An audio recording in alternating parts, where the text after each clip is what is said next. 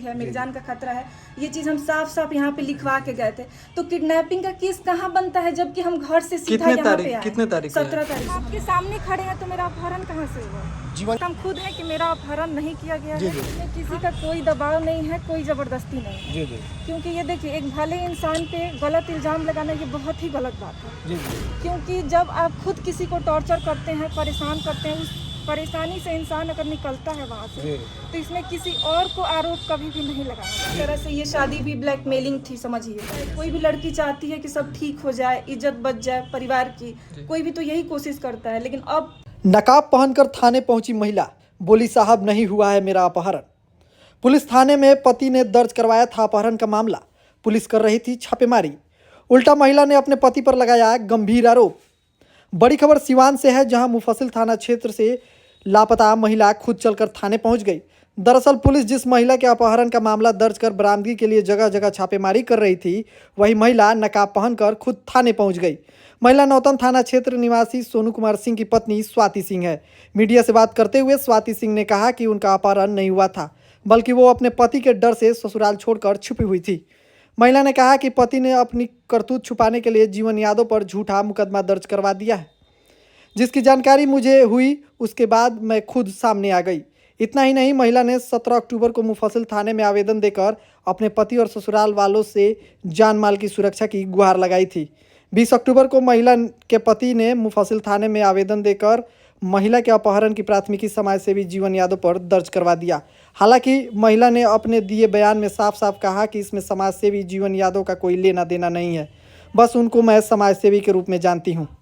मुफस्सिल थाना पुलिस महिला का बयान लेने के बाद उसे सीजीएम कोर्ट लेकर आई, जहां उसने मजिस्ट्रेट के सामने अपना बयान दर्ज करवाया। इस पूरे मामले में पुलिस की कार्यशैली पर भी सवाल खड़े हो रहे हैं। पुलिस ने महिला के पति के आवेदन पर त्वरित कार्रवाई करते हुए 20 तारीख को समाजसेवी जीवन यादव पर एफआईआर दर्ज कर ताबड़तोड़ महिला की बरामदगी के लिए छापेमारी शुरू कर दी। वहीं पुलिस ने महिला द्वारा दिए गए मुफस्सिल थाना में 17 अक्टूबर के आवेदन पर त्वरित कार्रवाई क्यों नहीं की। ज्ञात हो कि समाजसेवी जीवन यादव पिछले 17 तारीख से गंभीर रूप से बीमार हैं और उनका इलाज गोरखपुर में चल रहा है। क्योंकि हम अपने स्वेच्छा से बाहर निकले हैं जी ठीक है, इसमें किसी का कोई दबाव नहीं है, कोई जबरदस्ती नहीं है। जी क्योंकि ये देखिए, एक भले इंसान पे गलत इल्जाम लगाना ये बहुत ही गलत बात है। जी क्योंकि जब आप खुद किसी को टॉर्चर करते हैं, परेशान करते हैं, उस परेशानी से इंसान अगर निकलता है वहाँ से, तो इसमें किसी और को आरोप कभी भी नहीं लगाना चाहिए। जी तो जीवन यादव पर जो अपहरण के मामले दर्ज कराए गए हैं, हुआ था कि आपका अपहरण हुआ है, वो लोग अपहरण करके हम आपके सामने खड़े हैं तो मेरा अपहरण कहाँ से हुआ? जीवन यादव पे जो कोई नहीं मेरा अपहरण किया है, क्योंकि हम आप लोगों के सामने अभी जीते जागते खड़े हैं, जिसके सबूत हम खुद हैं कि मेरा अपहरण नहीं किया गया है। हम खड़े हैं यहाँ पे क्योंकि देखिए, वहाँ पे मेरे साथ मतलब बहुत ज़्यादा मारपीट मेरे पति करते थे। अच्छा। वहाँ पे जैसे हमेशा टॉर्चर करना, हमेशा मारपीट करना, इस वजह से हम भी, कोई भी लड़की नहीं चाहती है इस तरह का कदम उठाना, लेकिन हम बहुत ज़्यादा परेशान हो चुके थे। 4 साल से हम इन सब चीज़ों को झेल रहे थे। लेकिन अब बस का बात नहीं था, क्योंकि बार बार मारपीट करना, बार बार परेशान करना, इस वजह से हम बाहर निकल के ये चीज़ हम निकले हैं बाहर घर से। जीवन यादव को आप जानती हैं कि नहीं? देखिए, एक समाज सेवी के रूप में हम जानते हैं, इससे ज्यादा हम नहीं जानते हैं। तो आपका अपहरण नहीं हुआ नहीं था? हुआ है। ये गलत केस कराया हाँ, गया ये गलत केस हुआ है। आपके पति के द्वारा ही कराया गया कि आपको छुपा करके जीवन यादव रखे हुए हैं काली रंग के स्कॉर्पियो से? झूठा आरोप लगाया जा रहा है, ऐसा कुछ नहीं है। जब हमको पता चला कि ऐसा गलत आरोप किसी पे लगाया जा रहा है, तो हम वैसे भी हम सामने आने ही वाले थे, लेकिन कहीं ना कहीं नहीं होता, हम छुप के रह रहे थे, क्योंकि हमको डर था अपनी जान का। अच्छा। इसके वजह से हम छुप के थे। अब हम सामने हैं। किससे डर, किससे खतरा है आपको? किससे? वही मेरे ससुराल के लोगों से था, क्योंकि वो गए हुए थे तो बोल के गए थे कि हम आएंगे तो तुमको मार देंगे, या फिर मारपीट करके ही गए थे। बहुत मुश्किल से कौन बोला था? कौन पिटाई मेरे करता था? पति। क्या नाम है उनका? सोनू कुमार सिंह। अच्छा, वो क्यों मारते पीटते थे आपको? ऐसे ही बेमतलब का टॉर्चर हमेशा किया जाता था, और उससे ज्यादा क्या कहा जा सकता है। जब ये सब चीजें हैं तो आप लोग समझ ही सकते हैं। तो आज मुफस्सिल थाना किस लिए आप पहुंची हुई हैं? क्योंकि हम यहाँ पे बोलना चाहते हैं कि ये सब चीजें गलत है, किसी पे आरोप लगाना गलत है। मान लीजिए जो चीज है ही नहीं, उस पे क्यों ऐसा किया जाए? क्योंकि हम तो अपना जान खुद बचा के भाग रहे हैं, तो किसी और पे आरोप क्यों लगाया जा रहा है? भाग कर आप कहाँ रह रही थी? हम ऐसे यहीं कहीं मतलब नहीं होता, हाँ, छुप के रह रहे हैं स्टेशन मतलब पे। कि सीधे तौर पे जो एफआईआर जीवन यादव पे अपहरण का हुआ है, बिल्कुल गलत है। गलत है, आपका कहीं से कुछ नहीं? कहीं से कुछ। अपना नाम बताइए। मेरा स्वाति सिंह नाम। आपके पिता का नाम? विजय से। कहाँ की रहने वाली हैं? हम सगरा मेरा मायके है, रामगढ़ ससुराल है। तो कोर्ट में भी जाएंगी तो आप यही बयान देंगे? बिल्कुल यही बयान देंगे, जो सही है वही देंगे ना, इससे ज्यादा। और थाना में भी? हाँ यही बयान देंगे। मुफस्सिल थाना पे हम सीधा आए थे। अब उसके आगे देखिए, अब ये जो चीज चाहे दबा दिया गया हो या फिर ये आरोप लगाया गया, आवेदन दिया था आपने यहाँ पे? हाँ यहाँ पे हम लिखवाए थे, नोटिस दर्ज करवाए थे। क्या आवेदन दी थी आप? कि मतलब मेरी जान का खतरा है, हम घर से निकल के यहाँ पे आए हैं मारपीट के वजह से, चाहे जो भी है, मेरी जान का खतरा है, ये चीज हम साफ साफ यहाँ पे लिखवा के गए थे।